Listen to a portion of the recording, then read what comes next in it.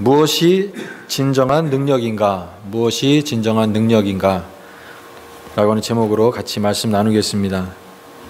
우리가 세상에 살면서 힘, 파워, 이 힘 갖는 것을 우리가 다 추구합니다. 특별히 남자들은 능력이 있어야 된다고 얘기하죠. 무능하다 이런 얘기 들으면은 그건 진짜 참 괴로운 얘기죠. 힘이 있어야 됩니다. 왜 힘이 필요합니까? 다른 사람들한테 과시하기 위해서가 아니라 소중한 걸 지키기 위해서는 힘이 필요합니다. 힘이 없으면 가장 소중한 것을 지킬 수가 없다라는 거죠. 그래서 힘이 필요합니다. 그 힘은 뭐 물질적인 힘도 되겠고, 또 그 다음에 우리 어떤 건강의 힘도 되겠고, 또 관계에서 오는 힘도 되겠고, 또 영적인 힘도 있습니다. 영적인 힘. 또 그 다음에 어떤 사상의 힘, 내가 믿고 있는 신념의 힘, 또 우리 신앙의 힘도 이것이 필요한 것이죠. 그 힘이 있어야 우리 어떤 중심을 잘 지켜나갈 수 있기 때문에 이런 힘이 꼭 필요합니다. 그런데 이 힘을 누구나 다 추구하고 또 힘을 갖기를 원하지만 힘이 있다고 해서 그 힘을 가지고 함부로 또 사용해서는 안 된다라는 거죠. 그러니까 지혜로운 그것은 뭐냐면은 이 힘도 가져야 되지만 이 힘을 적절하게 잘 사용해야 된다는 것입니다. 예를 들면은 칼을 잘 쓰는 검객이 있다고 한번 생각해 보시죠.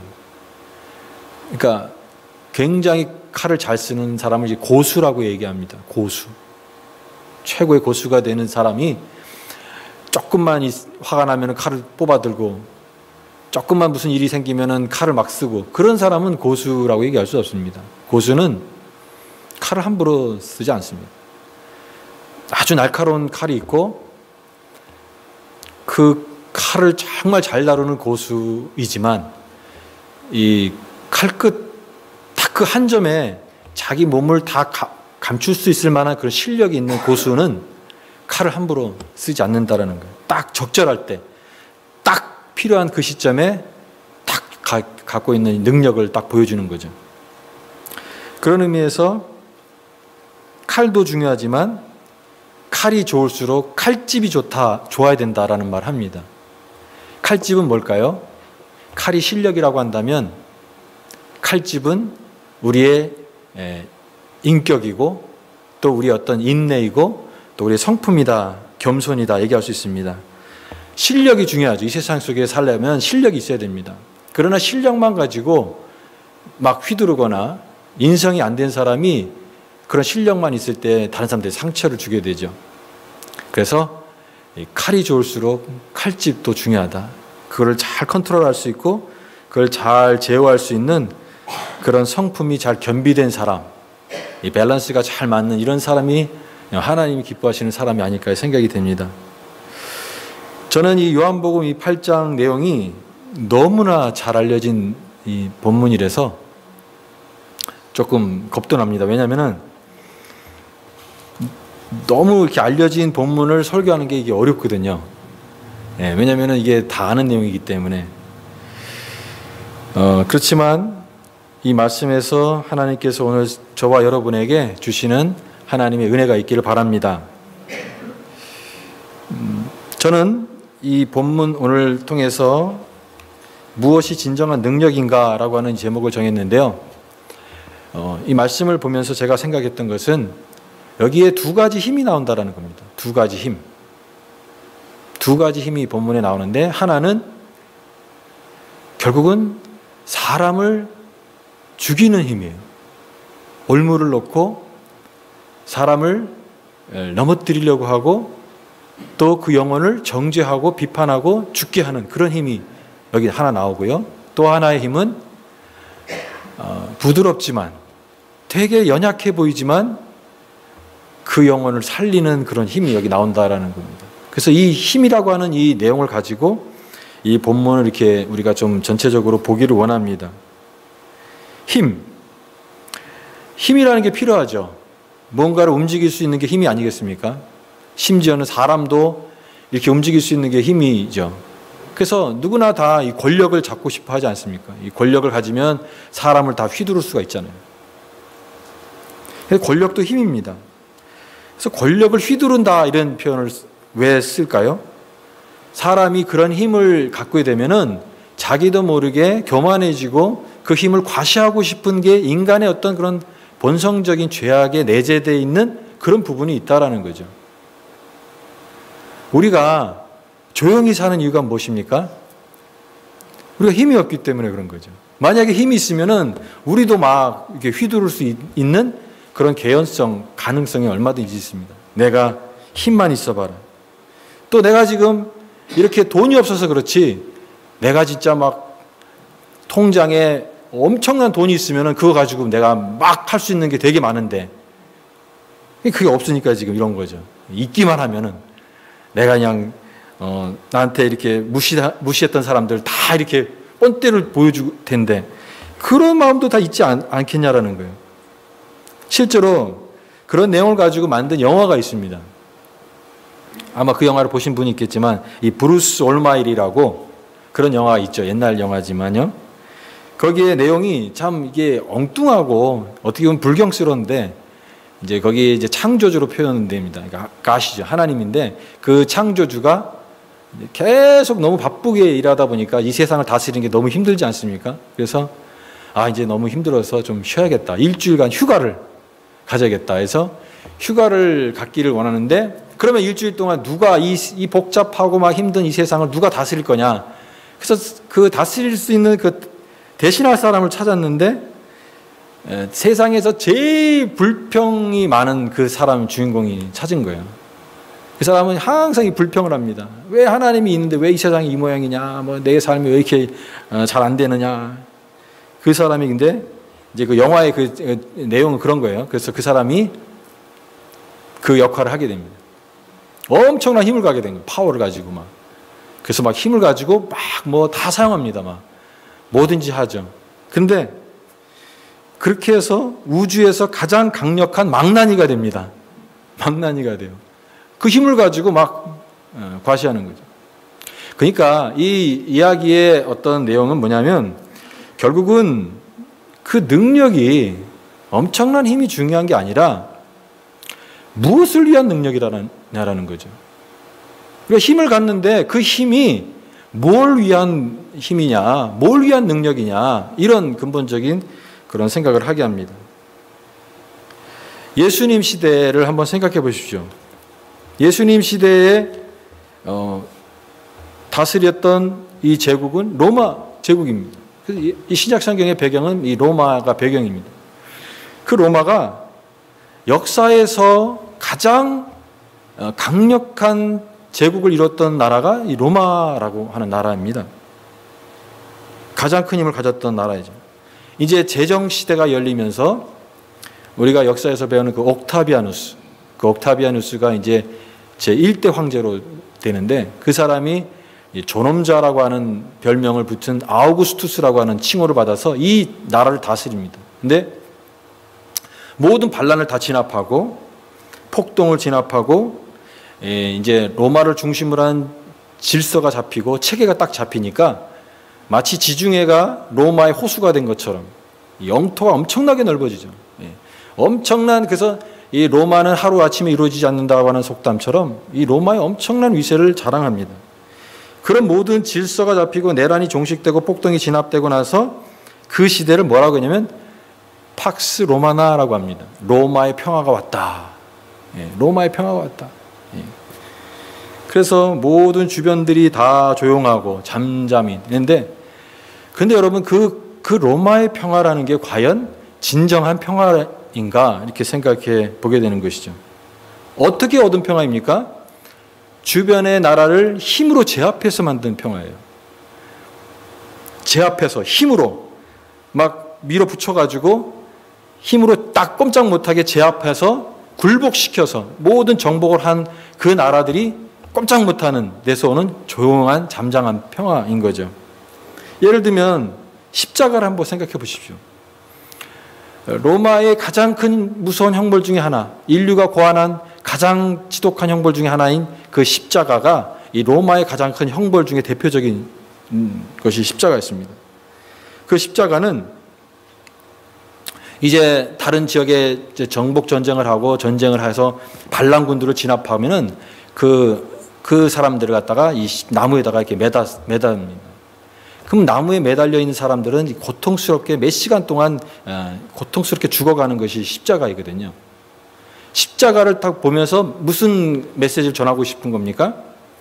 너희들 말 안 들으면 다 이렇게 죽으니까 말 잘 들어. 이런 거죠. 그러니까 십자가를 보면은 이렇게 겁을 주는 겁니다. 얼마나 무섭습니까? 그래서 사람들이 아무 소리 못 하죠. 로마가 가는 곳에 사람들이 아무 말도 못 하는 겁니다. 마치 다 조용해. 힘센 사람이 갑자기 나와가지고 다 조용해. 그래서 이제 조용해지는 그 상태가 이제 이게 로마의 평화라고 얘기하는 거예요. 이게 과연 평화일까? 이게 평화입니까? 로마에 복종하고 싶은 그런 사람들이 정말 이 마음속에 우러나오는 것으로 황제가 존경스러워서 또 로마가 너무나 고맙고 귀한 나라라서 마음에서 우러나오는 거기서 출발되는 그런 평화는 아니다라는 것입니다. 거짓 평화죠. 거짓 평화. 이런 힘을 가지고 억압해서 힘으로 눌러서 만든 이 평화는 거짓 평화일 수밖에 없습니다. 그런 무력과 휘두르는 어떤 힘이 아닌, 그러면 예수님이 보여주신 평화는 무엇입니까? 그것은 사람과 사람 속에서 하나님 나라를 전하고 하나님과의 관계로 회복을 통하여서 질투와 이 미움과 또 분노와 착취를 통한 그런 인간관계가 아니라 그 안에 사람들의 심령 가운데 찾아오는 의와 평강과 희락을 통해서 하나님의 나라를 전달한 그 진정한 평화를 위해서 예수님은 이 평화의 왕으로 오신 것입니다.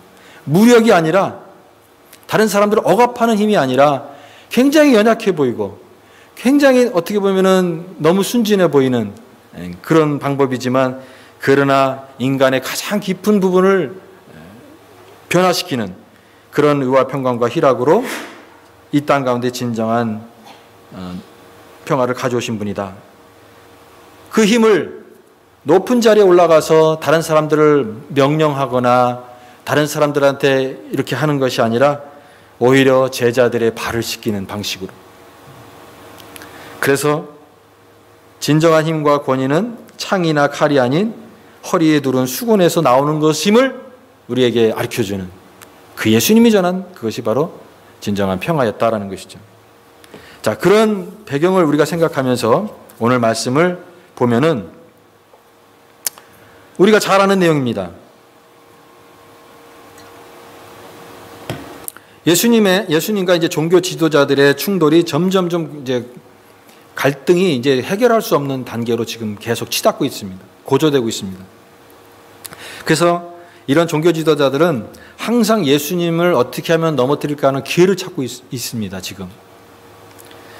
근데 이제 딱 그런 계기가 된 거죠. 음행 중에 잡힌 여자를 끌고 와서 예수님을 시험을 합니다. 저는 아까 말씀드렸다시피 이 두 가지 힘을 볼 수 있는데, 이 하나는 그 사람의 영혼을 용서하고 깨닫게 하고 살리는 힘이 있고, 여기에 바리새인이 보여주고 있는 힘은 바로 정죄하고 올무에 걸려서 죽게 만드는 힘이었다. 이 힘을 지금 이 말씀을 통하여 깨닫게 합니다. 바리새인들과 이 서기관들이 가져온 힘과 권위는 어떤 것이었습니까? 오늘 말씀해 보니까 이 배경을 이렇게 생각해 보면은 굉장히 무섭지 않습니까? 이 분위기가. 그리고 굉장히 심각하고 굉장히 긴장돼 있고 뭔가 흥분돼 있고, 바리새인들이 음행 중에 잡힌 여자를 끌고 와서 3절에 가운데 세우고 그 다음에 묻습니다. 4절에 예수께 말하되 선생이여 이 여자가 간음하다가 현장에서 잡혔나이다. 모세의 율법에 이러한 여자를 돌로 치라 명하였는데, 선생, 여기 선생이라고 하는 말은 이 디다스칼로스라고 하는 그 율법을 능통한, 그러니까 평상시에는 선생이라고 부르지도 않다가 딱 요때는 딱 선생이라고 부르는 겁니다. 왜요? 너가 율법을 잘 알지 않느냐. 그러면 너가 대답해봐라. 어떻게 말하겠습니까? 딱 이렇게 얘기하는 겁니다. 근데 여러분, 우리가 잘 아는 대로 여기에는 숨겨진 의도가 있다는 거죠. 감춰진 그런 그들의 음모가 있습니다. 우리가 이걸 양단론법이라고 얘기하는데요. 이렇게 해도 걸리고 저렇게 해도 걸릴 수밖에 없는 것입니다. 양단론법이에요. 그러면은 여기 대답할 수 있는 게 두 가지 옵션이 있는 것입니다. 돌로 치라, 돌로 치지 마라. 만약에 돌로 치지 말아라고 했을 경우에 어떻게 될까요? 그러면 율법을 어기는 겁니다. 분명히 구약에 나와 있는 그 신명기법이라든가 이런 법에 보면은 음행을 굉장히 무서운 죄로 평가를 하거든요. 음행에 잡힌 여자, 이렇게 가는 마다 현장에 잡힌 여자는 돌로 쳐 죽여야 된다. 이런 율법, 모세의 법이 나와 있습니다. 그러면 그 법이 분명히 나와 있는데 그 법을 무시하는 거냐? 말씀을 어기네? 이렇게 말씀을 어기는 자로 정죄할 수 있다는 것이죠. 그러면 그거 하지 말고 돌로 쳐라 그러면 이렇게 예수님께서 얘기하시면 어떻게 될까요? 그러면 예수님 여지까지 가르치는 게 뭡니까? 다른 사람을 사랑하라, 다른 사람을 용서하라. 딱 그런 말씀하셨는데, 아니 그렇게 사랑을 외치고 용서를 외친 분이 이렇게 모순이 있다라는 거죠. 무자비한 사람으로 이렇게 해서 몰아가서 무자비한 선생으로 이렇게 몰아갈 수 있고, 그것보다 더 무서운 게 뭐냐면요, 여기에 이 유대 사회의 율법으로는 이게 사형에 해당되는 죄지만 그 당시에는 로마가 다스리는 나라이기 때문에 로마에서는 이게 사형에 해당되는 죄가 아닙니다. 더군다나 이런 사람 돌로 치라 해서 사형이 집행이 되어지면 로마의 현행법을 어기는 범죄자가 되는 거예요. 그러니까 예수님한테 딱 그렇게 딱 올가미를 씌워가지고 정치범으로, 현행범으로 딱 고소를 할 수 있는 딱 그런 것이 되어 있습니다. 그러니까 이 사람들이 얼마나 나름대로의 치밀한 이 만반의 준비를 하고 왔겠습니까? 그런 내용은 나와 있지 않지만 너는 이제 딱 걸렸다. 너는 이제 죽었다. 빠져나갈 수 없어. 이런 마음을 가지고 왔다라는 거예요. 이 사람들이. 아무 하자가 없고 자기네들이 어떤 그런 논리를 가지고는 이게 딱 셋업이 돼 있는 그런 거거든요. 딱 걸릴 수밖에 없는 거거든요. 그런데 가만히 생각해 봅니다. 이 사람들이 율법에 대한 열정을 가지고 온 게 아니에요. 율법을 지켜야지, 하나님 말씀대로 살아야지, 이런 마음을 가지고 온 게 아니라 뭐 하러 온 겁니까? 고소하기 위해서. 그러니까 힘을 가지고 왔고 권위를 가지고 왔고 심지어는 유대사회의 절대적인 율법을 가지고 왔지만 그 힘과 그 권위와 그 능력이 뭘 위해서? 사람을 넘어뜨리려고, 사람을 죽이려고, 그런 능력으로 가지고 왔다라는 거죠. 6절 말씀을 같이 한번 읽어보겠습니다. 시작. 그들이 이렇게 말함은 고발할 조건을 얻고자 하여 예수를 시험함이라. 거기까지. 예수를 뭐 하기 위해서? 시험하기 위해서. 시험하기 위해서 왔다라는 거예요. 자기들은 더 심한 죄를 지으면서 힘없는 사람, 더 자기가 가진 힘과 지위와 권위를 가지고 그것들을 통해서 사람을 살리는 게 아니라 시험을 하고 사람을 죽이는 그런 힘으로 작용했다는 거죠. 저는 이 말씀을 보면서 무슨 생각이 드냐면 사람은 참 악하다라는 생각이 듭니다. 그리고 인간 안에는 선한 게 없구나. 고상한 사람이 없습니다. 고상한 사람이 없어요.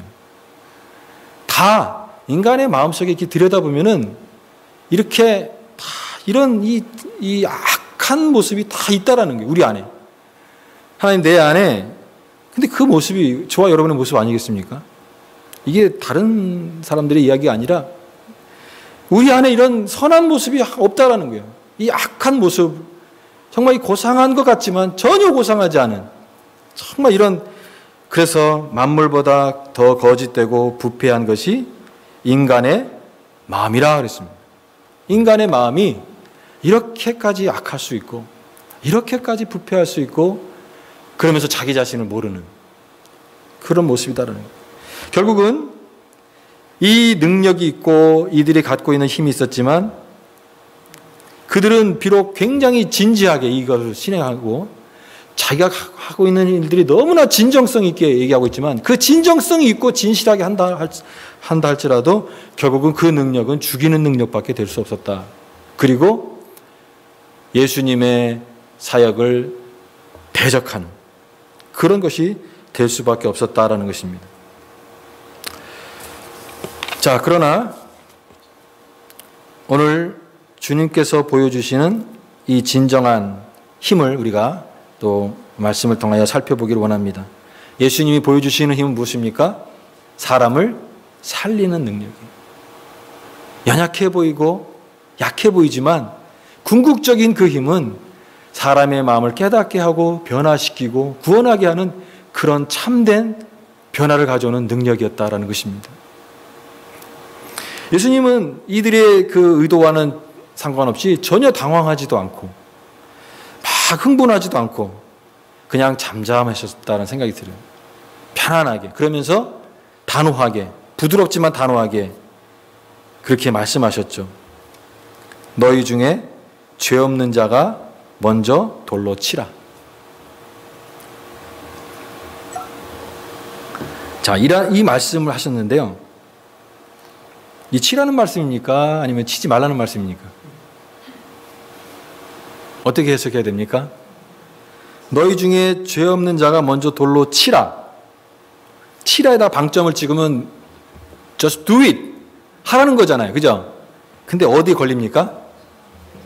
죄 없는 자가. 여기에 걸리는 거예요. 죄 없는 자가. 그러니까 아무도 할 수가 없는 거예요. 아주 단순한 문장이지만 또 우리의 생각이 깊어질 수밖에 없는 그런 내용이죠. 치되. 그러니까 이 율법이 맞다라는 거예요. 이 율법대로 이 말씀을 어기지 않으셨습니다. 그렇지만 죄 없는 자가 돌로 치라. 여러분, 이 굉장히 유명한 이 7절 말씀은 굉장히 유명한 구절인데요. 이 구절이 또 때로는 잘못 오용되기도 하는 그런 말씀이라고 생각이 됩니다. 어떤 사람이 막 이렇게 정말 그 죄의 대가를 치러야 되는 그런 죄를 지었는데 그 죄를 다 짓고 나서 딱 그 변명처럼 하는 말, 굉장히 애용하면서 하는 말이 이 말씀이죠. 죄 없는 자가 돌로 치라. 우리말에 그런 말이 있지 않습니까?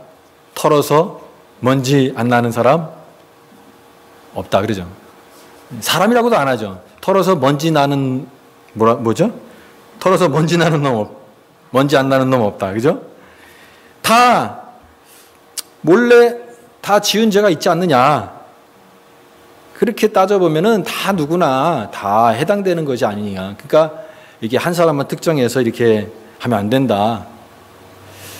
예수님이 그런 내용을 가지고 우리 예수 믿지 않는 사람들도 평범한 사람들도 다 알 수 있는 그런 내용을 위해서 예수님이 이 말씀을 하셨을까요? 아니 이런 어떤 덕담 수준의 어떤 그런 누구나 다 알 수 있는 일반 상식적인 수준을 가지고 그런 것을 전해주기 위해서 예수님이 십자가에서 피와 살을 흘리셨겠습니까? 그게 아니겠죠. 저는 이 복음의 진리가 가르쳐주고 있는 것은 그것입니다. 우리 인간은 죄인이다라는 거예요. 죄인. 우리 다 누구나 하나님의 그 은혜 가운데 들어가서 깨달았을 때는 우리가 하나님과 얼마나 멀어졌는지 이 죄라는 것을 깨닫게 되는 것이죠. 누구나 다 이 결정적이고 반복적인 그 죄를 다 누구나 짓고 있습니다. 우리 삶 속에서. 그래서 인간은 범죄하는 실존이라는 거죠. 내 삶 속에서 매일매일 이런 죄악들을 남들이 잘 알지 못하지만 나만이 아는, 또 하나님의 어떤 관점으로 볼 때 내가 의롭다고 하지만 하나님 보시는 그런 죄악된 부분들이 다 누구에 있다라는 것입니다. 그런데 바로 그런 죄인들을 향해서 주님께서 선포하시는 복음은 예수 그리스도의 십자가의 복음이었고, 죄와 허물로 죽었던 너희를 살리셨다고 하는 그 말씀처럼 이 죄와 허물로 죽은 우리를 예수 그리스도의 구원과 용서와 십자가의 은혜를 통하여서 구원받게 됐다라고 하는 그 사실 앞에 우리의 영혼 한 사람 한 사람을 부르시는 이 복음의 진리를 말씀하고 있는데요. 그 우리의 허물과 죄에 대한 이 부분들을 마치 남 얘기하듯이 나는 거기에 해당되지 않는 사람처럼 그렇게 생각하지 말라라고 하는 그런 말씀이다라고 저는 읽습니다. 남의 이야기처럼 나는 해당되지 않는 것이라고 이렇게 생각하지 말라라는 거예요. 복은 무엇입니까? 그게 내 이야기입니다. 로 받아들이는 게 하나님의 은혜예요. 이게 내가 해당됩니다. 여러분, 만약에 이것을 우리가 연극으로 만든다면은 여기에 역할들이 다 있겠죠? 예수님도 있겠고, 또 이 바리새인 사두개인도 있겠고, 거기 있는 사람들도 있겠는데, 여러분은 여기에서 어떤 사람이 되고 싶습니까? 또 여러분이 역할을 맡는다면 어떤 사람이 가장 적당한 역할인 것 같습니까? 아무도 바리새인, 사두개인, 서기관들, 또 거기 구경하는 사람들이라고 생각을 대부분 했지, 여기에 음행 중에 잡혀온, 끌려온 여자라고 생각하는 사람은 없을 것입니다. 그러나 하나님의 깊은 은혜는 이게 내 얘기군요. 나에게 해당되는군요 라고 받아들이는 거기에 진정한 은혜가 있다는 거죠. 여러분, 한 사람을 한번 생각해 보시죠. 우리가 사도행전에서 읽었던 이 바울이라고 하는 사람은요, 여기에 이 사람들을 끌고 잡아와서 혈기왕성한 그 분노를 가지고 온 이 바리새인 역할을 했던 사람이 있습니다. 그게 바로 사도 바울입니다. 그 바울이 그렇게 길길이 날뛰고 막 흥분해가지고 막 그렇게 하다가 나중에는 사도행전 9장에서 다메섹 도상에서 예수님을 탁 만나고 완전히 꼬꾸라지지 않았습니까? 그렇게 흥분하고 막 자기 의를 가지고 막 분노 충만했던 이 바울이 꼬꾸라져서 예수의 복음을 전하기 위해서 땅끝까지 전하는 위대한 선교사로의 사명을 감당하는 그것이 사도행전입니다. 그런 바울 아니고 적어도 여기에 아무 영문도 없이 그냥 거기에 구경꾼 들러리로 지나가는 행인 1, 2로 그렇게 하지 말라라는 것이죠. 적어도 하나님의 이 죄와 허물로 죽은 너희를 살렸다고 하는 하나님의 이 위대한 복음의 선언 앞에서 우리가 그건 남의 이야기처럼, 다른 사람 이야기처럼, 나한테 되지 않는 것처럼 생각하지 말고 그게 내 이야기입니다, 나에게 해당됩니다 라는 것이죠. 그게 하나님의 은혜라는 거예요. 여기에 이 사람들은 이렇게 주님께서 말씀을 통해서 찔림을 받고 그들은 다 돌을 놓고 갔다고 했습니다. 마치 그런 모습이죠. 그냥 마음에 조금 그냥 찔리고 마음 한 부분 이렇게 한번 가다듬고 그리고 아무 일 없었다는 듯이 다시 돌아가서 옛날과 똑같이 살아가는 그것에게는 진정한 복음의 변화가 일어나지 못한다라는 것입니다. 주님을 진정으로 배우려고 하지 않으면 10년이 지나도 아무런 변화가 일어나지 않습니다. 오늘 말씀해 보니까 이 바리새인 사두개인들 회개한 게 아닙니다. 뒤에 보시면 바로 13절에도 나오는데요. 이제는 변화가 된 게 아닙니다. 그냥 단지 조금 찔려가지고 움찔해가지고 그냥 마음 그 양심의 가책을 받아서 했지만 똑같이 옛날과 똑같이 변화되지 않은 모습으로 그들은 그냥 그 자리에서만 회피해서 나갔다는 그런 부분을 얘기하고 있습니다. 거기에 예수님 외에는 돌을 던질 자격이 있는 사람은 아무도 없었습니다. 여러분, 우리가 신앙생활을 하면서 이러한 주님과의 관계에 우리가 집중하지 않으면 우리에게도 똑같은 증상이 나타난다고 생각이 됩니다. 우리가 감기에 걸리면 콧물이 나오고 기침이 나오고 열이 오르는 증상, 이 증상이 나오는 것처럼 내 안에 하나님과의, 주님과의 이 개인적인 관계에 집중하는 그런 은혜가 마르면요, 증상이 나타나는데 그게 뭐냐면 다른 사람을 자꾸 보게 되는 거예요. 다른 사람을 자꾸 보게 되는 거예요. 나는 이렇게 하는데 왜 저 사람 저렇게 하지? 마르다 컴플렉스. 마르다 컴플렉스라는 거 아십니까? 마르다, 한국교회가 걸린 컴플렉스가 마르다 컴플렉스. 나는 이렇게 잘 열심히 하는데 왜 저 사람은 저렇게 못하지? 판단하는 거예요. 나는 이렇게 하나님 앞에 이렇게 하는데 왜 저 사람은 저 모양일까? 자꾸만 다른 사람을 보게 되고 판단하고 정죄하고 다른 사람의 틀림을 통해서 나의 옳음을 증명하려고 하는 그런 쪽으로 자꾸만 가는 것이 인간의 죄성이다라는 것입니다. 여러분, 돌을 드는 사람이 아니라 하나님의 은혜가 있는 사람이 되시기를 바랍니다. 내 안에 은혜가 많이 있습니까? 아니면 여러분의 마음속에 지금 교회 생활을 오래 하면 오래 할수록 자꾸만 은혜가 마르고 있습니까? 저는 은혜는 윤활유라고 생각이 됩니다. 내 안에 은혜가 없으면요, 조금만 말을 해도 섭섭해요. 내 안에 은혜가 없잖아요? 그런 다른 사람들의 관계에도 이렇게 부딪힐 때 아파요. 예. 왜냐하면 윤활유가 없기 때문에.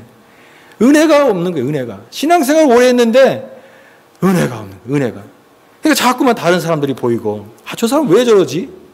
그런 정죄와 판단을 가지고 하는 그 힘이 다른 사람을 살리는 힘이 아니라 결국 망가뜨리는, 상처를 입히는 그런 힘이 될 수밖에 없다라는 것입니다. 내 안에 왜 은혜가 없습니까? 여러분, 왜 마음속에 은혜가 없어요? 하나님, 우리 앞에 그렇게 우리가 기도하는 것입니다. 하나님, 내 은혜가 어디서 사라졌습니까? 왜 어디서 내 은혜가 메말랐습니까? 그 은혜가 있어야 돼요.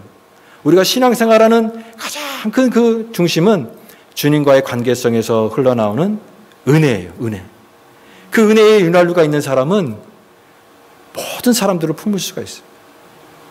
모든 사람들과 화목할 수가 있고 또 항상 기쁘고 감격과 은혜를 가지고 살리는 힘을 가지고 살아갈 수 있다는 것입니다.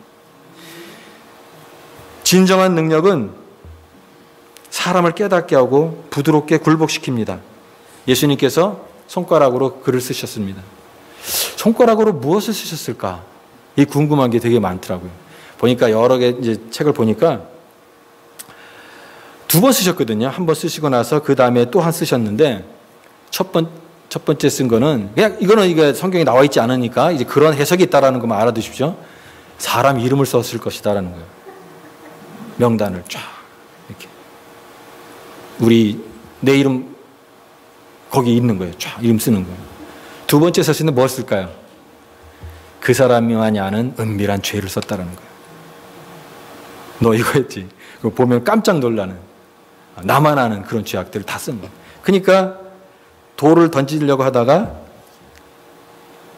할 수가 없는 거죠.